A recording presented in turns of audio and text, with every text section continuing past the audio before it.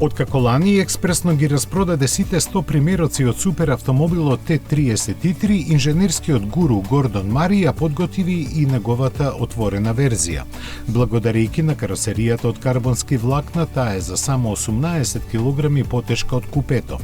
Крутите плочи од покривот лесно може да се сместат во багажникот, а зад вратите во бочните страници на каросеријата направени се уште два простора за багаж за помали патни торби. Вратите се во облик на крила на пеперутка, а кокпитот е уреден во духот на строг минимализам.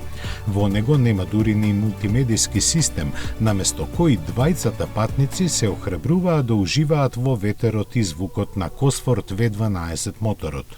За да се слуша подобро, задното стакло е електрично и може да се спушти, а тој, кога ќе се сврти до максималните 11.100 вртежи во минута од своите 3,9 атмосферски литри, ќе испука 609 коњски сили, кои ќе ги предаде исклучиво на мануелен менувач. За разлика од купето, автоматската опција е исфрлена. Ослонувањето е тркачко со двојни рамења, но амортизерите се конвенционални, без прилагодување. Тркалата се ултралесни, со пирачките карбон керамички, а перформансите непознати. Компанијата на Гордон Мари и од овој модел планира да направи 100 примероци, чија испорака ќе започне при крајот на оваа или на почетокот на идната година.